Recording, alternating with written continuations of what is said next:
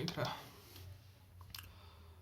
तो आज की क्लास 11th की है, क्लास 11th की थर्मल प्रॉपर्टीज ऑफ मैटर। हम प्रॉपर्टीज ऑफ बल्क मैटर पढ़ रहे थे, properties of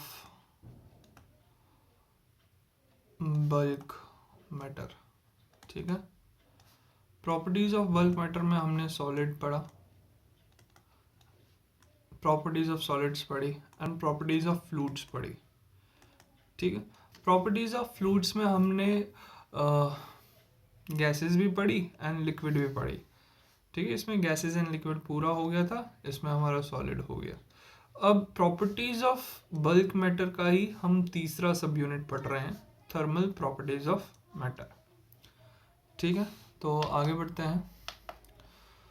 thermal properties of matter, obviously बात है, थर्मल का इंडिकेशन टेम्परेचर से रिलेटेड होता है, तो हम इसमें टेम्परेचर रिलेटेड बातें करेंगे कि कैसे मैटर टेम्परेचर चेंज करने से बिहेव करेगा। अब फॉर एग्जांपल आपने अगर ट्रेन ट्रैक देखा होगा, देखो इन दोनों ट्रेन ट्रैक के बीच में एक ये छोटा सा गैप है, यहाँ पे दिख रहा है ये छोटा सा गैप। ऐसा क्यों होता है?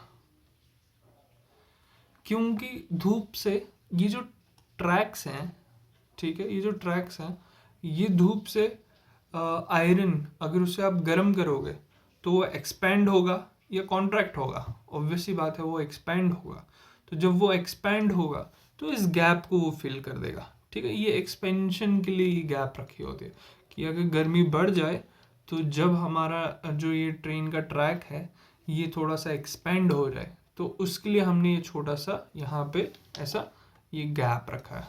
ठीक है, उसके अलावा आपने देखा होगा सीमेंटेड एरिया में भी थोड़ा सा गैप रखा जाता है, क्यों? ताकि उसमें क्रैक्स ना आए जब वो एक्सपैंड हो। यहाँ पे ऐसे गैप दिखाया गया है। आपने देखा होगा कि टावर्स में ये जो वायर्स होते हैं ये कभी कभी क्या होता है कि कभी कभी तो ऐसे टाइटली बंधी होंगी, लेकिन कभी कभी ऐसा लगता है कि ये ऐसे झूल रही हैं। ऐसा क्यों होता है? ऐसा इसलिए होता है क्योंकि वो गर्म होके एक्सपैंड हो चुकी होती हैं। ठीक है, तो ये कुछ थर्मल प्रॉपर्टीज हैं, है ना, कुछ ये थर्मल प्रॉपर्टीज हैं। तो ये बेसिक इंट्रोडक्शन आपको देना था कि होता क्या क्या है। इसमें हमने टेम्परेचर पहले पढ़ना है और थर्मल एक्सपेंशन पढ़ना है कि कैसे लेंथ एक्सपेंड हो सकती है। ठीक है, कैसे एरिया एक्सपेंड हो सकता है और कैसे वॉल्यूम एक्सपेंड हो सकता है। उसके बाद हम heat capacity, change of state पढ़ेंगे। कैलोरीमीटर आपका इसका एक फिजिक्स का एक्सपेरिमेंट होता है, तो उस एक्सपेरिमेंट में आपने कैलोरीमीटर ऑलरेडी पढ़ चुका होगा, तो इसे भी हम देखेंगे। एंड देन लास्ट पे हीट ट्रांसफ़र हमें देखना है। ठीक है, सबसे इम्पोर्टेंट हमारे लिए ये चीज़ें हैं कि कैसे लेंथ एक्सपेंशन होगी, एरिया एक्सपेंशन होगी और कैसे वॉल्यूम एक्सपेंशन होगी। आगे बढ़ते हैं। सबसे पहले हम टेम्परेचर को देखेंगे। सबसे पहले टेम्परेचर एंड थर्मल एक्सपेंशन की बात कर रहे हैं, तो इसमें temperature, ideal gas equation, linear expansion, area expansion, volume expansion, ये सारे सब टॉपिक्स हम पढ़ने वाले हैं। टेम्परेचर क्या होता है? टेम्परेचर तो इन सिंपल वर्ड टेम्परेचर की अगर आपको डेफिनेशन देनी होगी तो कैसे दोगे? It is the measure of, it is the measure of degree of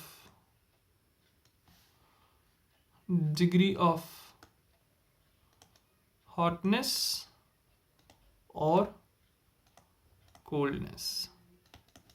ठीक है, कि कोई ऑब्जेक्ट कितना गर्म है या कितना ठंडा है उसका अगर हम मेजरमेंट कर रहे हैं तो मतलब उसका हम टेम्परेचर बता रहे हैं।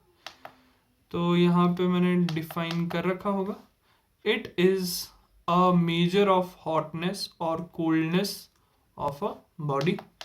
ठीक है, फॉर एग्जांपल जब पानी को बॉईल किया जाता है, जब पानी को बॉईल किया जाता है तो उसके टेम्परेचर को इंक्रीज किया जाता है। उसके टेम्परेचर को क्या किया जाता है? इंक्रीज किया जाता है। उसके टेम्परेचर को इंक्रीज किया जाता है। आइस का टेम्परेचर क्या होता है, डिक्रीज होता है, आइस का टेम्परेचर कम होता है। पानी 100 डिग्री सेल्सियस पे बॉईल होता है एंड आइस का बनता है 0 डिग्री सेल्सियस पे। 100 डिग्री सेल्सियस टेम्परेचर ज़्यादा है, 0 डिग्री सेल्सियस टेम्परेचर कम है। ठीक है, ये हॉट है और ये कोल्ड है। Temperature is a relative major. ठीक है, टेम्परेचर एक रिलेटिव मेजर होता है। हम ऐसा नहीं कह सकते कि टेम्परेचर एक एब्सोल्यूट चीज़ है। फॉर एग्जांपल मान लो कि ये जो आइस है, अभी आप इसको कोल्ड बोलोगे एंड इसको आप हॉट बोलोगे, बॉइलिंग वाटर को आप हॉट बोलोगे, राइट। इसको आप हॉट बोलोगे, इसको आप कोल्ड बोलोगे। लेकिन अगर मैं क्या कहूँ कि कोई एक ऑब्जेक्ट है, देखो ये मान लो -1 डिग्री सेल्सियस पे है आइस, ठीक है, -1 डिग्री सेल्सियस पे। ये हॉट है, मान लो ये 100 डिग्री सेल्सियस पे है। ठीक है, तो अभी ये हॉट है, ये कोल्ड है, तो रिलेटिवली बोल रहे हैं ना कि इसके कंपैरिजन में ये कोल्ड है, इसके कंपैरिजन में, बॉइलिंग वाटर के कंपैरिजन में जो हमारी आइस है वो कोल्ड है, ठंडा है, राइट। बट अगर मैं क्या कह दूं, अगर मैं ऐसा कह दूं कि कोई एक ऑब्जेक्ट है, उसको हमने फ्रिज के अंदर रखा है, ऐसे मान लो आपका फ्रिज है, ठीक है, ये मान लो आपका फ्रिज है यहाँ पे, इसके अंदर आपने कोई भी चीज़ रख दिया। फॉर एग्जांपल सपोज कर लो आपने एक जूस की बोतल रखी है, तो जूस की बोतल ऐसे है, ठीक है, एंड मान लो इस जूस की बोतल का बर्फ बन चुका है, इसका भी बर्फ बन चुका है और ये -15 डिग्री सेल्सियस पे है। ठीक है, -15 डिग्री सेल्सियस पे ये जूस की बोतल है, और ये किस पे है, -15 डिग्री सेल्सियस पे। अब इसको भूल जाओ, इसको एंड इसको देखो, इसको मैं नंबर 1 लिख देता हूँ, इसको मैं नंबर 2 लिख देता हूँ। सिर्फ 1 और 2 को देखो। अगर आप सिर्फ 1 और 2 को देखोगे, इस हीट पे ये जो हॉट वाली चीज़ है, ये जो बॉइलिंग वाटर है, इस पे हाथ रख दो, ठीक है, ये आपको दिखना नहीं चाहिए। सिर्फ आइस को देखो और इस जूस को देखो, ये -1 डिग्री सेल्सियस पे, ये -15 डिग्री सेल्सियस पे। बताओ हॉट कौन है, हॉट आइस हो जाएगा, है ना, हॉट आइस हो जाएगा और ये कोल्ड हो जाएगा। अब आप मेरे को बताओ, ये जो आइस है ये हॉट भी है, कोल्ड भी है, पर कैसे, कंपैरिजन में, रिलेटिव में। ठीक है, ये कोल्ड है इस 100 डिग्री सेल्सियस के कंपैरिजन में जहां पे पानी बॉईल होता है, और ये जो हॉट है इस फ्रिज के कंपैरिजन में जहां पे जूस ऑलरेडी -15 डिग्री सेल्सियस पे है। ठीक है, तो यहां से क्या प्रूफ होता है, टेम्परेचर जो होता है ये एक रिलेटिव मेजर होता है। आगे बढ़ते हैं, ये हाइट, अब मैं इसको क्लियर करता हूँ, ये हाई टेम्परेचर है और ये लो टेम्परेचर है। ठीक है, ऐसा यूनिट ऑफ टेम्परेचर क्या होता है, केल्विन। ऐसा यूनिट ऑफ टेम्परेचर क्या है, केल्विन है। ठीक है, अब मेजरमेंट ऑफ टेम्परेचर देखते हैं कैसे हम करने वाले हैं। तो मेजरमेंट ऑफ टेम्परेचर ना मैटर की प्रॉपर्टी पे डिपेंड करता है, डिपेंड नहीं करता, हम मैटर की प्रॉपर्टीज से टेम्परेचर को मेजर कर सकते हैं। अब बताओ वो प्रॉपर्टीज मैटर की क्या हो सकती है। सबसे पहली प्रॉपर्टी है वॉल्यूम। जब भी किसी ऑब्जेक्ट का टेम्परेचर चेंज होगा, या तो बढ़ेगा या तो घटेगा, तो उससे मैटर का वॉल्यूम, जो मैटर अपनी जगह घेरता है, वो भी चेंज होता है। अब ज़रूरी नहीं है कि सबका चेंज हो, किसी का हो सकता है, किसी का नहीं हो सकता। जिसका चेंज हो जाएगा उससे उसका चेंज इन टेम्परेचर निकाल सकते हैं। उसके अलावा प्रेशर, अगर टेम्परेचर चेंज हो रहा है तो प्रेशर भी चेंज होगा। एंड उसके अलावा रेजिस्टेंस, ठीक है, उसके अलावा रेजिस्टेंस, ये इलेक्ट्रिसिटी वाली रेजिस्टेंस है, इलेक्ट्रिसिटी वाली रेजिस्टेंस है। ठीक है, अब liquid in glass thermometers, liquid in glass thermometers के बारे में हम बात करते हैं। ग्लास थर्मोमीटर्स में एक्चुअल में होता क्या है, देखते हैं। ऐसा आपके पास थर्मोमीटर होता है, ठीक है, मरकरी या अल्कोहल इस लिड के अंदर ले लेते हैं। तो पानी हम बॉईल कर रहे हैं एंड इस पानी के अंदर हमने इसको डाल दिया। देखो हो क्या रहा है, ये जो मरकरी और अल्कोहल है ना, इसमें हो क्या रहा है कि ये अपना वॉल्यूम बढ़ा रहा है। यहाँ पे देखो वॉल्यूम बढ़ा रहा है। मैं आपको दिखाता हूँ एक और बार। हाँ, अब देखो ये मरकरी और अल्कोहल है, ये हमने बॉइलिंग वाटर लिया। अब ये जो थर्मोमीटर है उठा के हम इसमें डालेंगे और ये जो मरकरी है ना ये बढ़ेगी। देखो ये मरकरी ऐसे अपना वॉल्यूम इंक्रीज कर रही है। देखो यहाँ से गई यहाँ तक पहुँचे। Volume of mercury varies linearly with temperature over a wide range. जो वॉल्यूम ऑफ मरकरी है वो चेंज हो रहा है linearly with temperature over a wide range. तो रेफरेंस पॉइंट्स की बात हम कर देते हैं कि हम कैसे टेम्परेचर को मेजर करेंगे। मान लो एक हमने आइस लिया है, तो आइस का टेम्परेचर कहाँ होगा, एकदम ज़ीरो पे होगा ना, 0 डिग्री सेल्सियस पे। ये जब हम थर्मोमीटर आइस में डालेंगे तो एकदम नीचे, एकदम बिलो पे वो रीडिंग दिखाएगा। तो इसको जब हम बर्फ़ पे दिखाएंगे तो जो रीडिंग दिखाता है उसको कहते हैं लोअर फिक्स्ड पॉइंट, उसको कहते हैं लोअर फिक्स्ड पॉइंट। ठीक है, एंड इसी को हम कहते हैं फ्रीजिंग पॉइंट ऑफ वाटर, इसी को हम कहते हैं freezing point of water. Next reference point की हम बात करते हैं, तो हमने एक बॉइलिंग वाटर ले लिया। इसमें जब हम ये डालेंगे थर्मोमीटर तो होगा क्या, ऐसे हमारा लिड इंक्रीज करेगा, मरकरी इंक्रीज करेगी अपनी वॉल्यूम। तो जहाँ पे ये इंक्रीज करता है उसको कहते हैं अपर फिक्स्ड पॉइंट। एक होता है लोअर फिक्स्ड पॉइंट, एक होता है upper fixed point. Lower fixed point को हम फ्रीजिंग पॉइंट कहते हैं, अपर फिक्स्ड पॉइंट को हम बॉइलिंग पॉइंट ऑफ वाटर कहते हैं। ठीक है, अब रेफरेंस पॉइंट की बात हम करते हैं तो ये रहे, एक फ्रीजिंग पॉइंट होता है, एक बॉइलिंग पॉइंट होता है। फ्रीजिंग पॉइंट को ही हम आइस पॉइंट कहते हैं, बॉइलिंग पॉइंट को ही हम स्टीम पॉइंट कहते हैं। ठीक है, ये सारी चीज़ें आपके नोट्स में अवेलेबल हैं। फिर टेम्परेचर स्केल्स के बारे में हम बात करते हैं। एक होता है सेल्सियस, एक होता है फ़ारेनहाइट और एक होता है केल्विन। इन सब के बारे में आप पढ़ चुके हो। ठीक है, इन सब यूनिट्स में हम टेम्परेचर को मेजर करते हैं। फॉर एग्जांपल थर्मोमीटर हमारा सेल्सियस और फ़ारेनहाइट में हम मेजर करते हैं थर्मोमीटर को। कहाँ कहाँ पे यूज़ होता है, लेबॉर्ट्रीज में भी यूज़ होता है। ठीक है, टेम्परेचर पूरे वर्ल्ड में क्या क्या टेम्परेचर होगा उसमें भी हम सेल्सियस में बात करते हैं या फ़ारेनहाइट्स में बात करते हैं। ठीक है, फॉर एग्जांपल इंडिया का डिफरेंट लोकेशन पे क्या क्या वेदर है उसमें भी हम टेम्परेचर के डिफरेंट स्केल्स को यूज़ करते हैं। तो सेल्सियस स्केल के बारे में हम पहले बात कर देते हैं। देखो सेल्सियस स्केल हम डिग्री सी से डिनोट करते हैं। तो ऐसे देखो पॉइंटिंग बनी पड़ी हैं 0, 10, 20, 30, 40, 50, 60, 70, 80, 90 एंड 100। ठीक है, तो 100 equal intervals between two reference points होते हैं।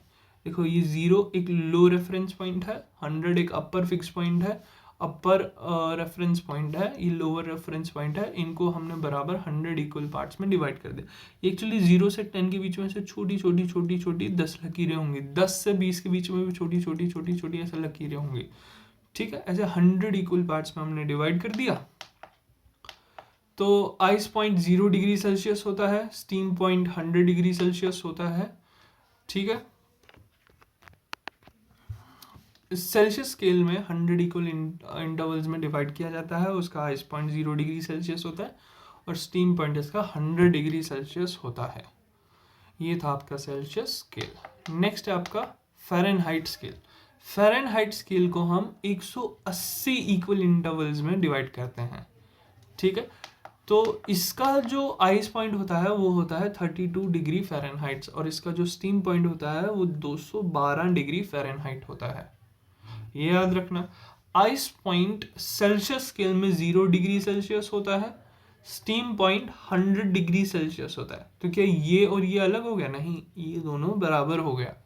32 डिग्री फ़ारेनहाइट से 0 डिग्री सेल्सियस होता है, 212 डिग्री फ़ारेनहाइट ही 100 डिग्री सेल्सियस होता है। ठीक है, अब इनके बीच में कैसे चेंजिंग आती है ये भी हम पढ़ेंगे, रिलेशन क्या है। अभी relation between Celsius and Fahrenheit scale ही पढ़ते हैं। ठीक है, एक साइड पे हमने टेम्परेचर दे दिया इधर सेल्सियस में, इस साइड ले लिया हमने फ़ारेनहाइट में। ठीक है, 0 से 100 डिग्री सेल्सियस एंड 0 से 212 डिग्री सेल्सियस। तो देखो, तो जब हमारा डिग्री सेल्सियस, ये डिग्री सेल्सियस जब हमारा 0 होता है, देखो आइस पॉइंट 0 होता है ना, आइस पॉइंट सेल्सियस में 0 डिग्री सेल्सियस होता है, लेकिन फ़ारेनहाइट्स में वो 32 डिग्री फ़ारेनहाइट्स होता है। तो ये ओरिजिन से स्टार्ट ना होके इधर 32 से स्टार्ट हो रहा है, ठीक है। एंड उसके बाद इसको बढ़ाते जाओ, जैसे जैसे सेल्सियस बढ़ेगा वैसे वैसे फ़ारेनहाइट्स भी बढ़ेगा, जैसे जैसे सेल्सियस बढ़ाओगे वैसे वैसे फ़ारेनहाइट्स भी बढ़ेगा। तो बस ये 32 डिग्री से ऐसे लीनियरली इसको ऐसे ग्रो करवाना है, ठीक है, ऐसे 32 से ऐसे इसको लीनियरली ग्रो कराना है। अब ये तो ग्राफिकल रिप्रेजेंटेशन हो गया जी, ये तो ग्राफिकल रिप्रेजेंटेशन हो गया। एक्चुअल मैथमेटिकल रिलेशन कैसे हम इस्टेब्लिश करेंगे उससे देखते हैं। तो ये जो डिफरेंस है ना 212 और ये 32 यहाँ से लेके यहाँ तक, तो ये overall delta temperature in Fahrenheits 180 degree है। यहाँ से लेके यहाँ तक 180 डिग्री है, यहाँ से लेके यहाँ तक सेल्सियस में 100 डिग्री है, ठीक है। ये देखो, ये जो 212 है, ये जो 32 है, इन दोनों का माइनस करोगे तो 180 डिग्री आएगा। यहाँ से 0 से लेकर 100 तक 100 डिग्री सेल्सियस आएगा, ये आपको दिख रहा है, ठीक है। तो ए पॉइंट ले लिया इन्होंने 032 यहाँ पे, ए पॉइंट 032, बी पॉइंट इन्होंने यहाँ पे ले लिया 100 212, और सी कहीं पे भी यहाँ पे पॉइंट ले लिया। तो ये पॉइंट क्या होगा कि यहाँ पे कितना सेल्सियस है एंड इसी के इक्वल यहाँ पे कितना फ़ारेनहाइट है, ठीक है। ये कोई एक पॉइंट सी ले लिया है इन्होंने। तो slope of A B is equals to slope of line A C. अब ये जो स्लोप होगा ए बी का वही स्लोप होगा ए सी का, ठीक है। तो वो स्लोप कैसे निकालेंगे, 2012 minus 32 is equals to 100 minus 0 degree. बस इस पे आप कंफ्यूज नहीं होना कि ये कैसे आता है।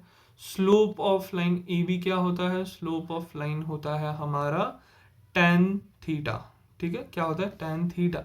यहाँ पे है हमारा थीटा, तो ये है हमारा परपेंडिकुलर, ये है हमारा बेस। तो परपेंडिकुलर क्या है हमारा 212 degree minus 32 degree, 212 degree minus 32 degree. Base हमारी क्या है 100 degree minus 0 degree, 100 degree minus 0 degree, तो यहाँ पे आ गया 100 डिग्री माइनस 0 डिग्री।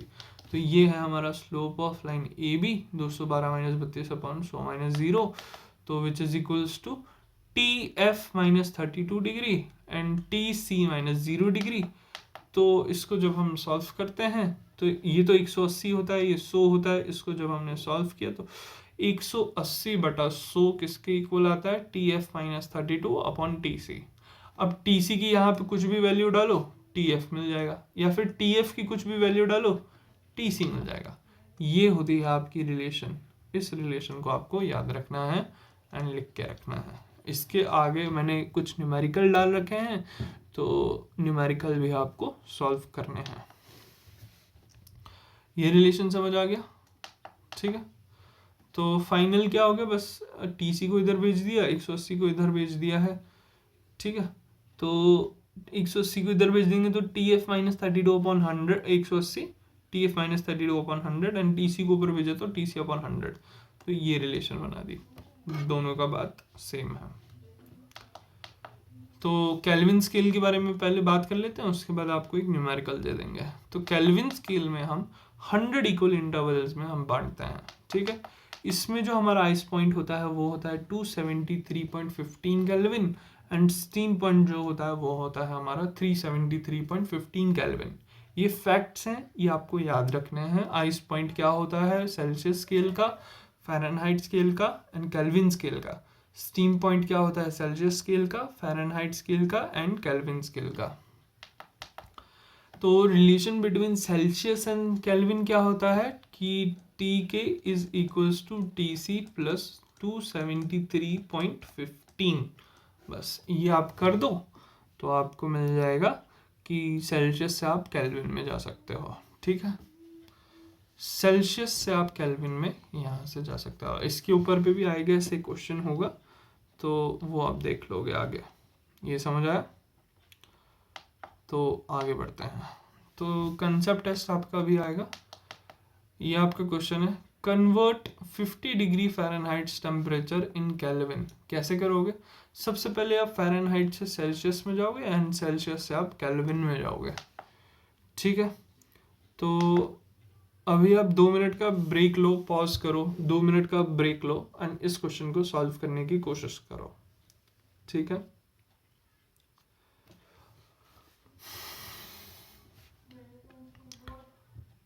तो आई गेस आपने ब्रेक पॉज कर लिया होगा, इसको सॉल्व करने की कोशिश की होगी। मैं आपको सोल्यूशन दिखा देता हूँ। तो पहले फ़ारेनहाइट से सेल्सियस की ओर जाओगे तो आपको कुछ सोल्यूशन 10 डिग्री सेल्सियस मिला होगा एंड सेल्सियस टू केल्विन जाओगे, बस 273 प्लस करना है। तो फाइनल आंसर आपका 283.15 केल्विन है। ठीक है, एकदम सिंपल, जस्ट वैल्यूज पुट करनी थी। आपको फ़ारेनहाइट में आंसर दिया था ना, तो यहाँ पे फ़ारेनहाइट में आपने वैल्यू डाल दी एंड टीसी आपको मिल गया। ठीक है, 10 डिग्री सेल्सियस। नॉर्मल मैथमेटिक्स से सिंपल है। एक और क्वेश्चन होगा आई गेस, हाँ यहाँ पे भी क्वेश्चन है। फिर से आप 2 मिनट का ब्रेक ले लो, 2 मिनट वीडियो को पॉज करो एंड क्वेश्चन इसको सॉल्व करने की कोशिश करो। At what temperature does the Fahrenheit and Celsius scale coincides. एक ही पॉइंट पे कब आ जाता है फ़ारेनहाइट स्केल और सेल्सियस स्केल? आपको बताना है T F equals to T C कब होगा। ठीक है, फ़ारेनहाइट्स में बताना है, फ़ारेनहाइट्स में बताना है। तो आई गेस आपने पॉज कर लिया होगा, आपको सोल्यूशन दिखा देते हैं। तो इसका सोल्यूशन कुछ ऐसा है, देखो टी एफ और टी सी दोनों को T1 लिया है तो दोनों जगह T पुट कर दिया एंड जब हमने इसको सॉल्व किया तो -40 डिग्री फ़ारेनहाइट्स आ गया। यानी कि -40 डिग्री फ़ारेनहाइट्स में जितना ही फ़ारेनहाइट्स में टेम्परेचर होगा उतना ही सेल्सियस में भी टेम्परेचर होगा। समझ आया? ठीक है, अब आइडियल गैस इक्वेशन आपने पढ़ रखी है ना, PV is equals to mu R T. बस इसको हम थोड़ा सा एक्सप्लेन करने की कोशिश अभी करेंगे, आइडियल गैस इक्वेशन को। तो बॉयल्स लॉ आपको पता होगा, बॉयल्स लॉ क्या होता है आपका? कुछ एनिमेशन है? नहीं है, गेस नहीं है। तो देखो एनिमेशन कुछ ऐसा है, ये एक ग्राफ बन रहा है, ऐसे एक ग्राफ बन रहा है। ठीक है, देखो यहाँ पे जब हम पंप करते हैं तो कुछ ऐसा ग्राफ बन रहा है।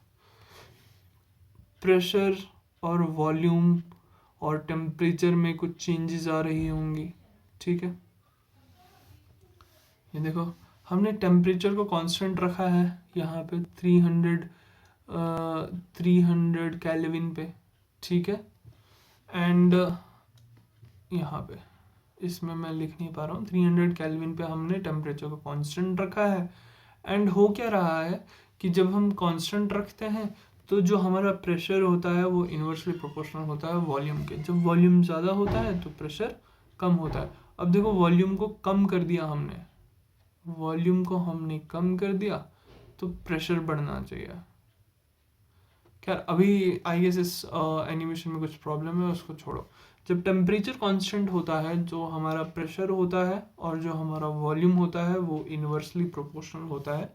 जस्ट आपको इसको याद रखना है एंड यहाँ से P V is equals to constant आ जाएगा, है ना। P V equals to constant आ जाएगा, वी इधर चला जाएगा। तो मैं अपने आप को साइड करता हूँ इस side. P V is equals to constant आ गया, where P is pressure of the gas, V is volume of the gas. ठीक है, अब सेम ही चीज़ हम चार्ल्स लॉ के साथ करेंगे। ठीक है,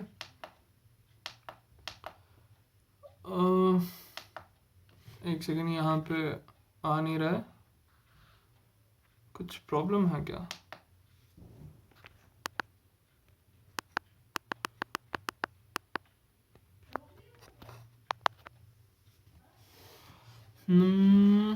आई गेस वीडियो लोड होने में थोड़ा टाइम लगता है इसमें। प्रेशर P इज कांस्टेंट, अभी हमने चार्ल्स लॉ में प्रेशर P को कांस्टेंट रखा है। जब P कांस्टेंट होता है वॉल्यूम और टेम्परेचर हमारा क्या होता है? वॉल्यूम और टेम्परेचर हमारा डायरेक्टली प्रोपोर्शनल होता है। जैसे जैसे वॉल्यूम बढ़ेगा वैसे वैसे टेम्परेचर भी बढ़ेगा। इस एनिमेशन में थोड़ी प्रॉब्लम आ गई है, ऐसे इग्नोर कीजिए। Volume and temperature directly proportional होते हैं जब आपका P कांस्टेंट होता है। ठीक है, ये ऑलरेडी आप थर्मोडायनेमिक्स में मैं आपको पढ़ा चुका हूँ अच्छे से, जस्ट वही सेम चीज़ है।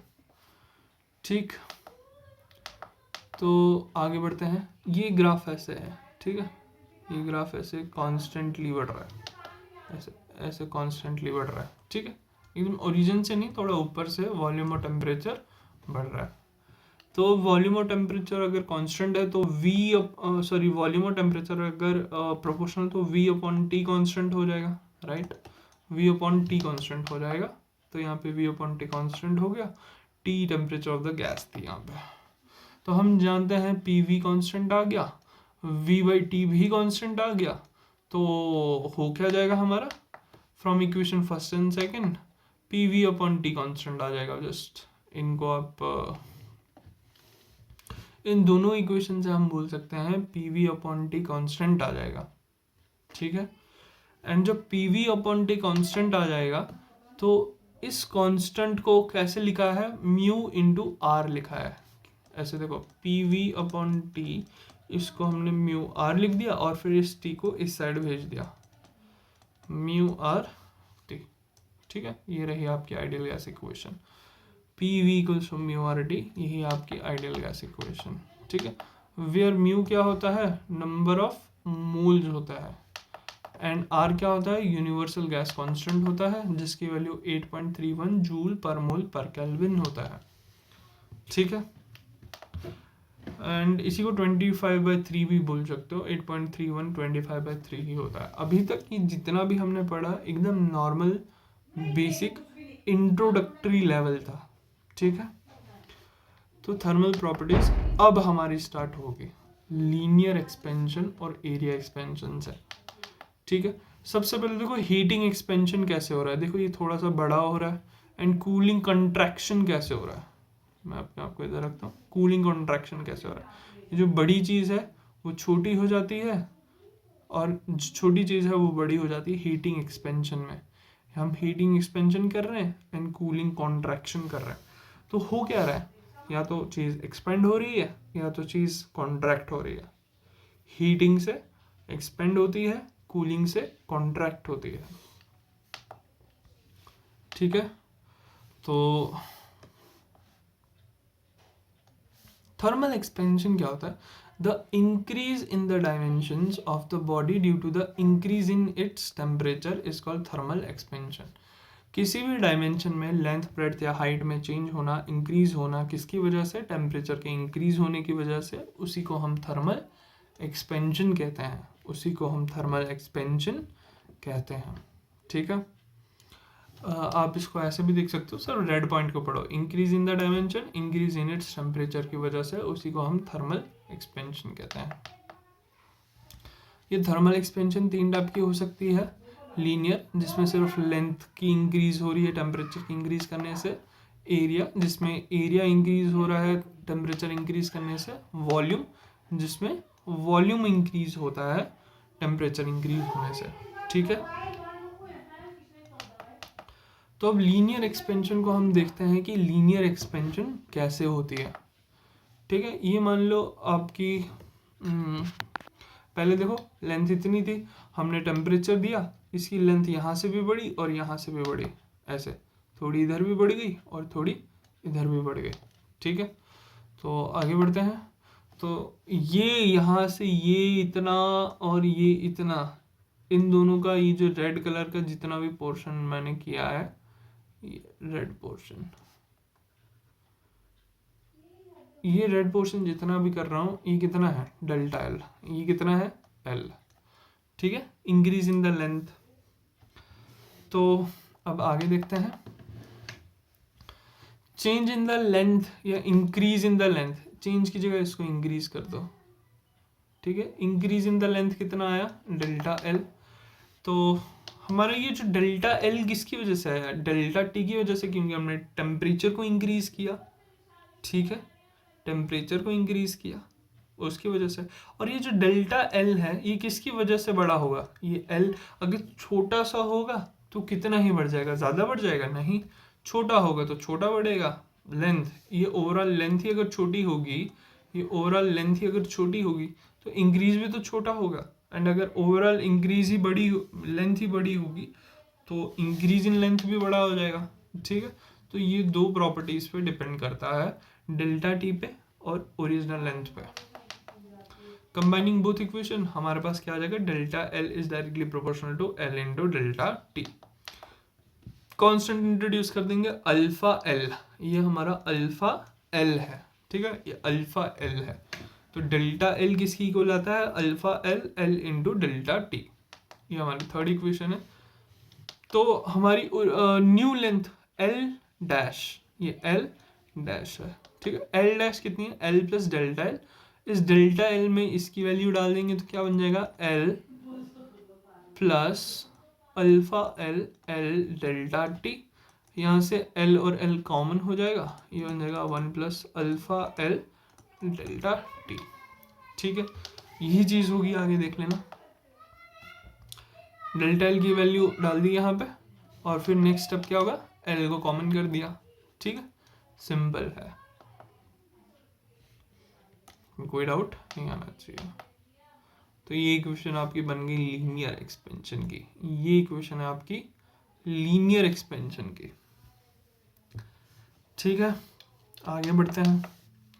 वेयर अल्फा एल, इस अल्फा एल को क्या कहते हैं, कोफिशिएंट ऑफ लीनियर एक्सपेंशन और linear expansivity.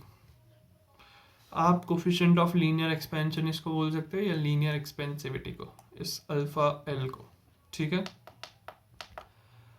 Fraction change in the length, delta L upon L कर दो तो आपको delta A alpha L delta T बन जाएगा। इसको फ्रैक्शनल चेंज इन लेंथ अगर आपको कैलकुलेट करनी है तो ऐसे कैलकुलेट कर सकते हो, सिंपल चीज है। अब लीनियर एक्सपेंशन की ही हम थोड़ी बात करते हैं, कोफिशिएंट ऑफ लीनियर एक्सपेंशन जिसको हमने अल्फा एल बोला था। It is a characteristics of material of a linear object. कोई भी लीनियर ऑब्जेक्ट होगा, लेंथ में ऑब्जेक्ट होगा, उसकी कैरेक्टरिस्टिक्स होती है, उसी को हम कोफिशिएंट ऑफ लीनियर एक्सपेंशन या अल्फा एल कहते हैं, ठीक है। हर एक ऑब्जेक्ट का अलग अलग अल्फा एल होता है, हर एक ऑब्जेक्ट का अलग अलग अल्फा एल होता है। जैसे अल्युमिनियम का ये है, ब्रास का ये है, आयरन का ये है, copper, silver, gold and Pyrex, ठीक है।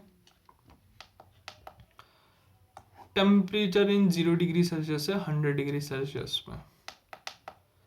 कॉपर और ग्लास आई गेस इम्पोर्टेंट है, ऑब्वियसली इम्पोर्टेंट है, ये आप याद रखेंगे, ठीक है। कॉपर का यहाँ पे दे दिया, ये इंटू 10⁻⁵ पर केल्विन है, ठीक है, कॉपर का और ग्लास का। तो जो कॉपर का होता है ना, वो ग्लास के लगभग 5 गुना के इक्वल होता है। जो कॉपर का अल्फा एल है वो ग्लास के 5 गुना के बराबर होता है। ये एग्जाम में MCQ पूछा जा सकता है, तो ये आपको याद रखना है। अल्फा एल क्या होता है, coefficient of linear expansion. Copper expends about 5 times more than glass for the same rise in the temperature. अगर आप एक तरफ से ग्लास रखोगे और एक तरफ से आप कॉपर रखोगे एंड दोनों को सेम टेम्परेचर पे इंक्रीज करोगे, तो जिस रेट से ग्लास इंक्रीज होगा उसका 5 टाइम्स कॉपर होगा, ठीक है। अब एरिया एक्सपेंशन के बारे में बात करते हैं। लीनियर एक्सपेंशन उतना ही था। एरिया एक्सपेंशन देखो यहाँ पे ए पे ये डेल्टा एल, ये जो कलर वाला पोर्शन में कर रहा हूँ ना, ये यहाँ पे ये इतना जितना भी कलर्ड एरिया है, ये कलर्ड एरिया आपका डेल्टा एल है, सॉरी डेल्टा ए है। ये कलर्ड एरिया आपका डेल्टा ए है, डेल्टा ए है। अब इस डेल्टा ए को बिल्कुल सिमिलरली उसी वे में हमें कैलकुलेट करना है जैसे हमने लीनियर एक्सपेंशन में किया था। इंक्रीज इन एरिया कितना आया है, डेल्टा ए आया है। डेल्टा ए किस पे डिपेंड करता है, इंक्रीज इन द टेम्परेचर और ओरिजिनल एरिया पे डिपेंड करता है। अब दोनों को कंबाइन कर लो तो अल्फा ए डाल देना इस बार, अल्फा ए डाल देना इस बार। पहले आपने अल्फा एल डाला था, इस बार आप अल्फा ए डालोगे, ये बन जाएगा आपका coefficient of area expansion, coefficient of area expansion.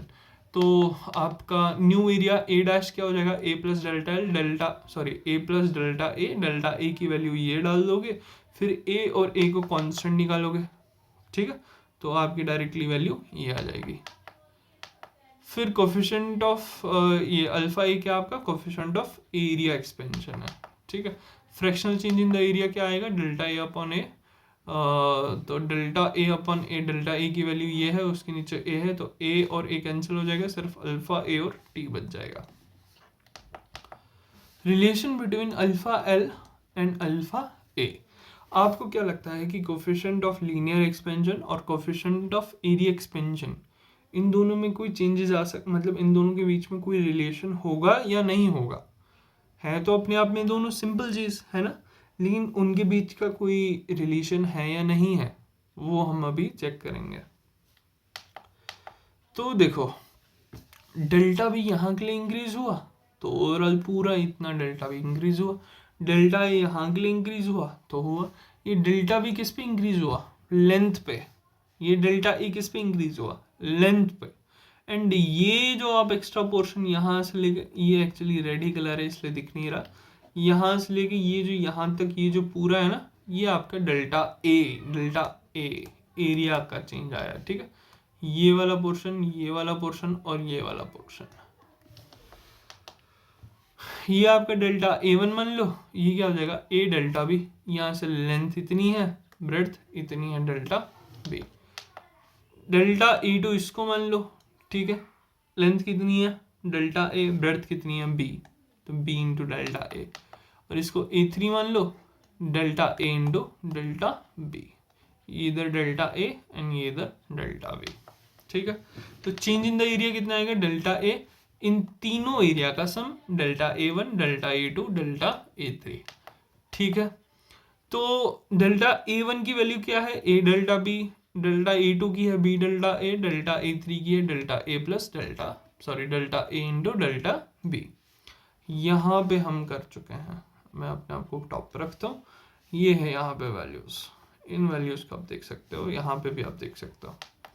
आगे बढ़ते हैं, तो डेल्टा बी की वैल्यू क्या होगी, डेल्टा बी तो लेंथ पे इंक्रीज हो रहा है ना, तो alpha L B delta T, original length पे डिपेंड करेगा एंड कितना टेम्परेचर इंक्रीज हुआ है उस पर।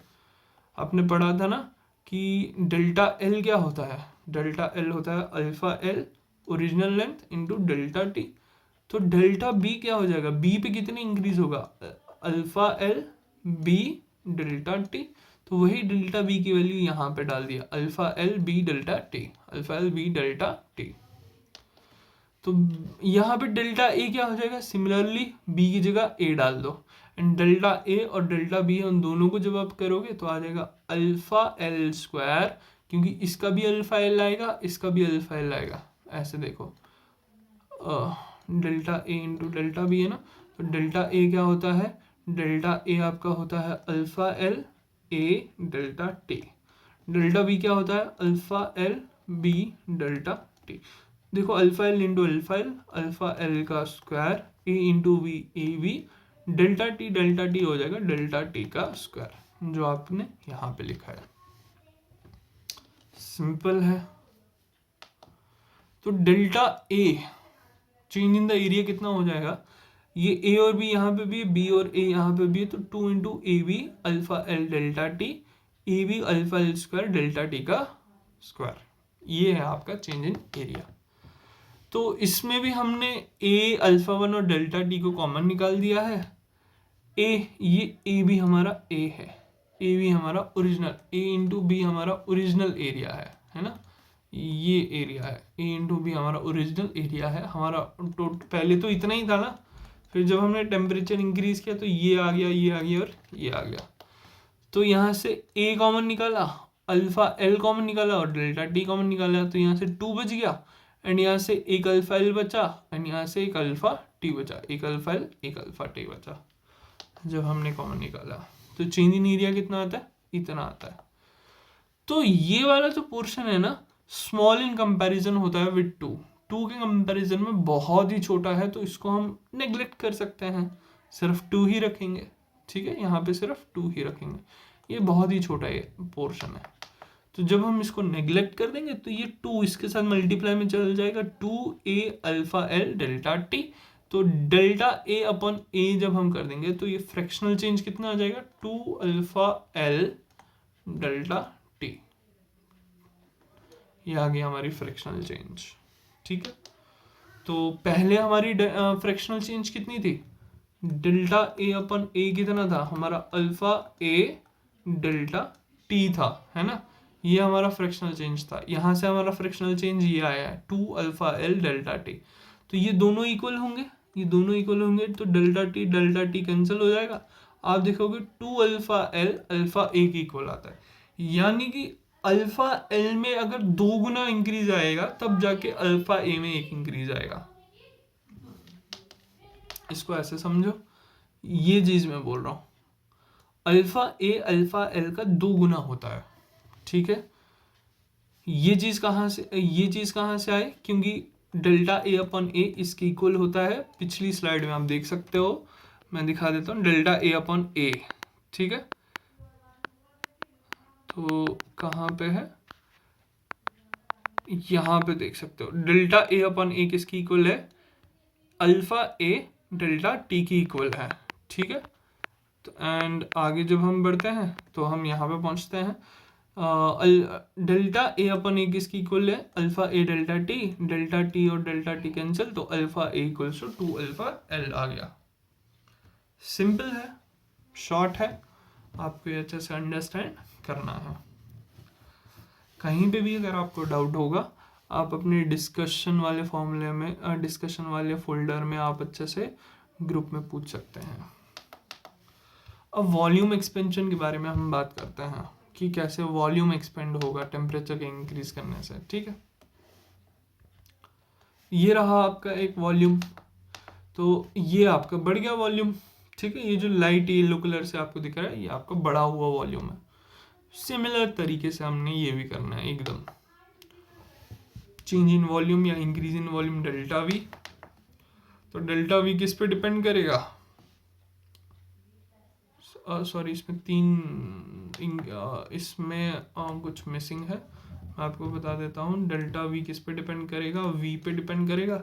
डेल्टा वी किस पे डिपेंड करेगा, डेल्टा टी पे डिपेंड करेगा। ये इक्वेशन फर्स्ट है, ये इक्वेशन सेकंड है, इन दोनों को मिला लोगे तो आपको मिलेगा delta V proportional to V delta T.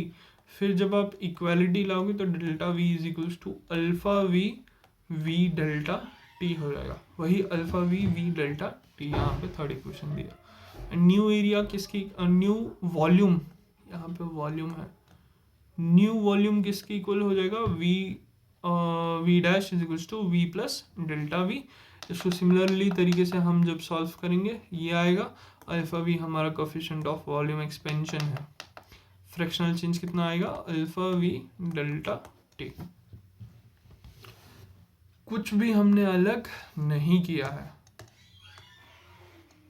इसमें हमने कुछ भी अलग नहीं किया है, बिल्कुल सब अभी तक linear expansion, area expansion, volume expansion सारा एकदम सिस्टमैटिक वे में, सिमिलर वे में चल रहा है। यहाँ पे मैंने एकदम सिंपलेस्ट फॉर्म में आपको एक्सप्लेन किया है। आप क्या करोगे, अपने नोट्स खोलोगे एंड वहाँ पे जो थियोरी दी गई है उस थियोरी को आप अच्छे से रीड आउट करोगे। कुछ अलग नहीं दिया है, बस उसमें वही बोला होगा कि कुछ एक मटेरियल ले लो, वॉल्यूम भी उसका इंक्रीज कर लो टेम्परेचर, तो डेल्टा वी टेम्परेचर इंक्रीज हो गया, बस वो कहानी है। यहाँ पे मैंने आपको एकदम अच्छे से एक्सप्लेन करने की कोशिश करी है and with the help of notes आप उसको और अच्छे से रिफाइन करोगे। तो अब हम देखते हैं कि अल्फा एल और अल्फा वी का क्या रिलेशन है। अल्फा एल और अल्फा ए का क्या रिलेशन था, अल्फा ए इस अल्फा एल का 2 गुना होता है, ये रिलेशन था। अब हम देखेंगे अल्फा एल और अल्फा वी का क्या रिलेशन है, देखते हैं। मैं अपने आप को छोटा करता हूं, काफी है। तो ये देखो डेल्टा एल मान लो इतना है, तो डेल्टा एल में भी चेंज, मान लो सेम लेंथ ब्रेड्थ हाइट सब कुछ सेम था, तो यहाँ पे एल डेल्टा एल चेंजिंग आ जाएगी। ठीक है, तो डेल्टा एल पे कितनी चेंजिंग आती है, alpha L delta T changing आती है। चेंज इन वॉल्यूम कितना हो जाएगा, डेल्टा वी किसके इक्वल हो जाएगा, new volume minus original volume हो जाएगा, है ना। तो कितना हो जाएगा, एल प्लस डेल्टा एल का cube minus L cube. Volume क्या होगा क्यूब का, एल क्यूब। एंड न्यू क्या बनता है, ये चेंज इन द लेंथ है ना, तो इसका क्यूब बन जाएगा आपका नया लेंथ, सॉरी नई वॉल्यूम वी डैश। इसको ऐसे समझो, आपकी ओरिजिनल लेंथ क्या थी, एल, ओरिजिनल ऐसे समझो आपका क्यूब है, ये अंदर वाला जो छोटा क्यूब है ये आपका क्यूब है। मैं अपने आप को थोड़ा बड़ा करता हूँ, यहाँ पर रखता। आपके पास एक क्यूब है, क्यूब का साइड कितना है, एल, इसका वॉल्यूम है वी, ये कितना बन जाएगा, एल क्यूब। अब आपके पास न्यू क्यूब बना, एक नया क्यूब बना, जब उसकी लेंथ बढ़ गई तो उसकी साइड कितनी बढ़ी, एल प्लस डेल्टा एल बढ़ी। वॉल्यूम किसकी इक्वल होता है, साइड के क्यूब की इक्वल होता है, ठीक है, साइड के क्यूब के इक्वल होता है। तो वॉल्यूम कितना आ जाएगा, साइड का क्यूब, साइड कितना है, एल प्लस डेल्टा एल का क्यूब। यहाँ पे L plus delta L cube आपका नया वॉल्यूम है, एल क्यूब आपका ओरिजिनल वॉल्यूम है, और बढ़ा कितना, उन दोनों का माइनस कर दो तो आपको पता चल जाएगा कि कितना बढ़ा था, ठीक है। तो यहाँ पे देखो, यहाँ पे क्यूब का फॉर्मूला एक्सपेंड कर दिया है, तो और माइनस एल क्यूब को भी सॉल्व कर दिया, तो हमारे पास ये वैल्यू आती है, ठीक है। इंटरनेट पे आप सर्च कर लेना ए प्लस बी का होल क्यूब किसके इक्वल होता है, ठीक। अगर आपको समझना है कैसे होता है तो मैं दिखा देता हूँ। ए प्लस बी का होल क्यूब किसके इक्वल होता है, ए प्लस बी के square into A plus B के इक्वल। फिर ये हो जाएगा A square plus 2ab plus B square into A plus B, इनको मल्टीप्लाई कर दोगे आ जाएगा A cube plus 2a square B plus A B square plus A square B plus 2ab square plus B cube. तो 2a square और a square इधर है, ए B square और ए बी स्क्वायर इधर है, तो ये बन जाएगा a cube 3a square b plus 3ab square plus b cube. ये फॉर्मूला बनता है a प्लस बी का होल क्यूब, ठीक है। तो जब ये होल क्यूब वाला फॉर्मूला डाल दोगे, उसमें देखो a क्यूब आ जाता था ना, बस वो वाला पोर्शन कैंसिल हो गया, तो डेल्टा एल क्यूब बच गया है, और 3 बच जाता था ना, तो अभी बैक कर लेना, देखना कोफिशिएंट 3 और 3 बच जाता है। एक में दूसरे वाले का स्क्वायर होता है, एक में पहले वाले का स्क्वायर होता है, ये आगे दूसरे वाले का स्क्वायर, ये आगे पहले वाले का स्क्वायर, और यहाँ पे प्लस एल क्यूब और माइनस एल क्यूब कैंसिल हो गया, ठीक है। जिस जो मैंने फॉर्मूला बताया उस पर ये अप्लाई कर देना, आपको ये वैल्यू ऑटोमेटिकली आ जाएगी। तो डेल्टा वी इतना हो गया, since delta L square and delta L cube are small compare to L, तो डेल्टा वी किसकी इक्वल आ गया, 3l स्क्वायर डेल्टा एल के, 3l स्क्वायर डेल्टा एल। इसमें हमने इस चीज को इग्नोर कर दिया और इसको इग्नोर कर दिया, क्यों, ऐसा क्यों किया, क्योंकि वॉल्यूम कितना चेंज हो जाएगा। फॉर एग्जांपल ये पेन ले लो, करो इसको हीट, इसको गर्म किया, अब कितना इसमें चेंज आ सकता है वॉल्यूम में, बहुत ही माइन्यूट सा है ना। आपको पता होना चाहिए कि अगर मान लो देखो 2 चेंज आया, 2 यूनिट्स का चेंज आया, तो स्क्वायर कितना हो जाएगा, 2 इंटू 2 4 हो जाएगा, ठीक है, तो बढ़ गया है ना। बट अगर मान लो 0.2 का चेंज आया, तो 0.2 का स्क्वायर कितना होगा, 0.2 इंटू 0.2 मतलब 0.04। कैलकुलेटर चेक कर लेना, 0.2 इंटू 0.2 क्या होता है, 0.04, यानी कि इससे भी छोटा और छोटा हो गया। ये पहले ही छोटा था, इसका स्क्वायर किया तो ये और छोटा हो गया, इसीलिए जब इसका हम क्यूब करेंगे तो और छोटा हो जाएगा, इसलिए इस पार्ट को और इस पार्ट को हम इग्नोर कर रहे हैं। ये डेल्टा एल स्क्वायर और ये डेल्टा एल क्यूब को हमने और छोटा कर दिया, मतलब और छोटा कर दिया, तो हमने इसको इग्नोर कर दिया। तो रफली किसके इक्वल आ गया, डेल्टा वी सिर्फ इसके equal, 3l square delta L के। एल तो हमारी ओरिजिनल लेंथ है ना, उसके जब स्क्वायर करेंगे, मान लो ओरिजिनल लेंथ 2 थी तो 2 की स्क्वायर 4 हो गई, ठीक है, ये आ गया। तो डेल्टा वी किसकी इक्वल आ गया, डेल्टा एल किसकी इक्वल होता है, alpha L, L delta T, हम पढ़ चुके हैं। ठीक है। तो जब हम इसको सिंप्लीफाई करेंगे, ये 3v इस साइड डाल दो, एल और एल यहाँ पे कैंसिल हो गया है। 3v हमने क्या कर दिया, ध्यान से देखिए, delta v is equals to 3v alpha L delta T, ऐसे हो गया है 3v alpha L delta T.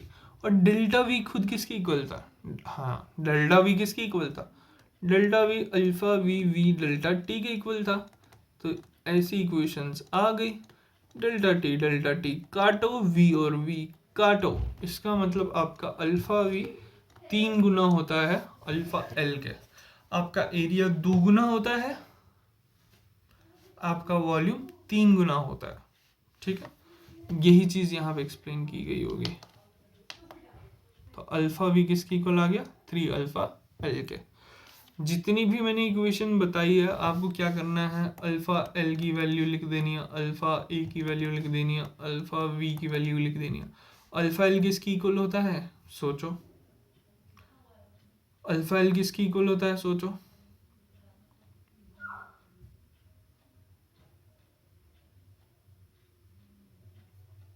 सोचो। बेसिकली आपका डेल्टा एल किसकी इक्वल होता है, alpha L L delta T. तो आपका अल्फा एल की वैल्यू क्या हो जाएगी, delta L upon L delta T. ठीक है, तो इधर से आप कंफ्यूज हो रहे हो, बट आप निकाल सकते थे अगर आपको डेल्टा एल की वैल्यू पता होगी। उसको मैं ठीक से लिखता हूँ, डेल्टा एल की वैल्यू क्या है, डेल्टा ए की वैल्यू क्या है, डेल्टा वी की वैल्यू क्या है। डेल्टा एल की वैल्यू है alpha L L delta T, delta A की वैल्यू है alpha A delta T, delta V की वैल्यू है अल्फा वी डेल्टा टी। ठीक है, अगर आपको कुछ भी कंफ्यूजन आई होगी, इस वीडियो को फिर से देखो एक बार। आगे बढ़ते हैं।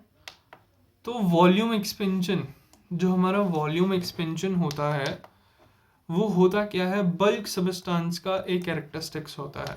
ठीक है, डिपेंड करता है ये टेम्परेचर पे, एंड यहाँ पे इसका कुछ ग्राफ हमने बनाया है, तो कुछ ऐसा ही डिपेंड करता है। ठीक है, अल्फा वी ऐसे कुछ डिपेंड करता है। मैं अपने आप को यहाँ पर रखता हूँ। ठीक है, it becomes constant only at high temperature, ये कांस्टेंट हो जाता है हाई टेम्परेचर पे। यहाँ पे आपका एक जब टेम्परेचर गेन हो चुका होता है, तो जितना वॉल्यूम एक्सपेंड हो चुका होगा, फॉर एग्जांपल मान लो ये एक पेन है, ठीक है, ये एक पेन है, जब आप इसको हीट कर रहे हो तो ये एक्सपेंड हो गया। अब उसके बाद आप कितना भी हीट दे दो, ये उससे ज़्यादा एक्सपेंड नहीं होगा। ठीक है, उससे ज़्यादा ये एक्सपेंड नहीं होगा, तो किसी हद पे ये कांस्टेंट हो जाता है।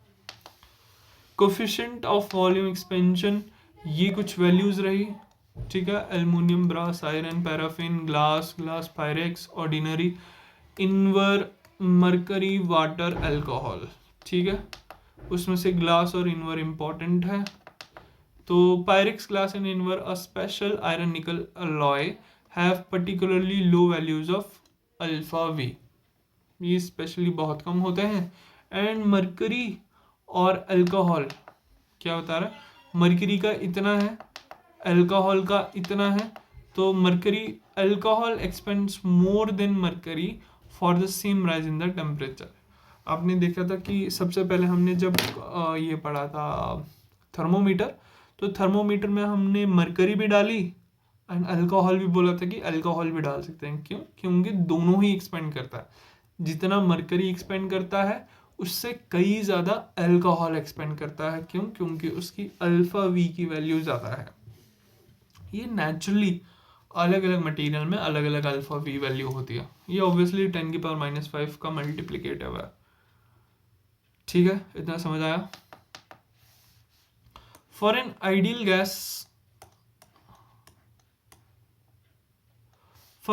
Gas alpha V at constant pressure, P V equals to mu R D होता है। पी डेल्टा वी क्या हो जाएगा, म्यू आर डेल्टा टी के इक्वल हो जाएगा। पी कांस्टेंट है तो delta V mu R P delta T की इक्वल हो जाएगा। पी भी कांस्टेंट है, ये पूरा पार्ट कांस्टेंट है।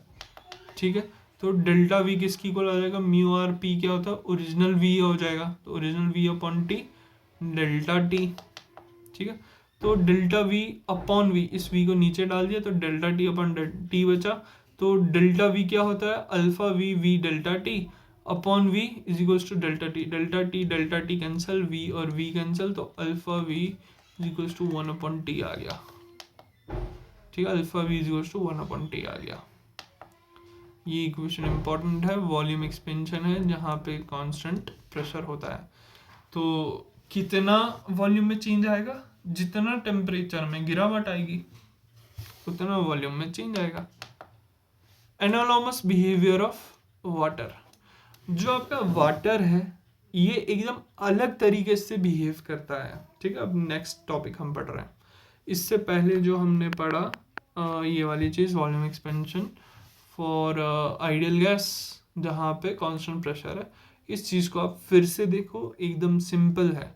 आइडियल गैस इक्वेशन आप पढ़ चुके हो, बार बार पढ़ चुके हो, एक बार मैं फिर से बता देता हूँ। पी वी क्या है, म्यू आर टी है। पी डेल्टा वी क्या है, म्यू आर डेल्टा टी है। ठीक है, तो पी कांस्टेंट है तो डेल्टा वी किसके इक्वल आया, mu R upon P delta T. But P V is equals to mu R T है ना, है या नहीं है। तो यहाँ से mu R upon P, mu R upon P, ये पी इधर ले लो। ठीक है, ये पी इधर ले लो, समझ आया। तो अब ये टी कहाँ जाएगा, ये टी इधर ले लो, ये टी इधर ले लो। तो म्यू आर अपॉन पी किसकी इक्वल आया, वी अपॉन टी की इक्वल आया। तो इसकी जगह क्या लिखोगे, डेल्टा वी की जगह V upon T delta T लिखोगे। फिर डेल्टा वी की वैल्यू डाल दी, alpha V V delta T. यहाँ पे इस इक्वेशन को ध्यान से देखना।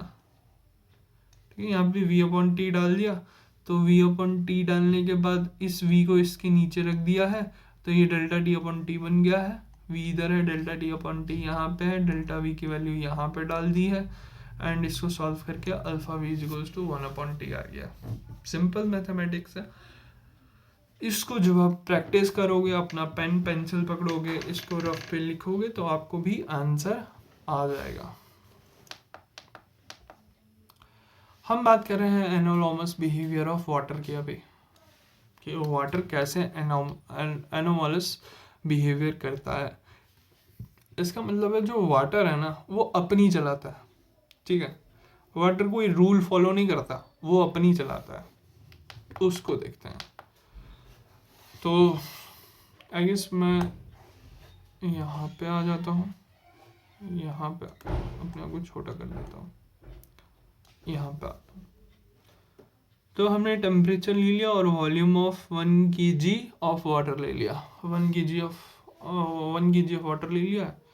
तो देखते हैं, हम ऐसे गर्म कर रहे हैं पानी को। ठीक है, सबसे पहले क्या कर रहा है, वॉल्यूम डिक्रीज हो रहा है। यहाँ से वॉल्यूम यहाँ पे आ गया, 4 डिग्री सेल्सियस पे वॉल्यूम 1 हो गया। ठीक है, हमने पहले गर्म किया, 0 डिग्री सेल्सियस से पानी को 4 डिग्री सेल्सियस तक पहुँचाया। 0 डिग्री सेल्सियस से 4 डिग्री तक पहुँचाया तो वॉल्यूम डिक्रीज हो गया। अभी तक क्या कह रहे थे, टेम्परेचर इंक्रीज करने से वॉल्यूम इंक्रीज होता है, पर पानी में क्या हो रहा है, 0 डिग्री सेल्सियस से 4 डिग्री सेल्सियस हमने बढ़ाया तो वॉल्यूम सबसे पहले डिक्रीज हुआ। ठीक है, इसीलिए कहते हैं कि अगर आपको प्यास अपनी बुझानी है, अगर आपको अपनी प्यास बुझानी है तो सबसे पहले 4 डिग्री सेल्सियस पे पानी पीना चाहिए, क्योंकि वहाँ पे जो पानी है ना उसका कंसेंट वो ज़्यादा प्यास बुझाता है। इस चीज़ को देखना। ठीक है, तो टेम्परेचर इंक्रीज 0 से 4 डिग्री सेल्सियस हुआ तो आपका वॉल्यूम डिक्रीज हुआ। यही तो एनालॉमस बिहेवियर ऑफ वाटर है। नेक्स्ट देखो क्या हो रहा है, अब टेम्परेचर को इंक्रीज कर रहे हैं 4 डिग्री सेल्सियस से, 4 डिग्री सेल्सियस से और बढ़ाया।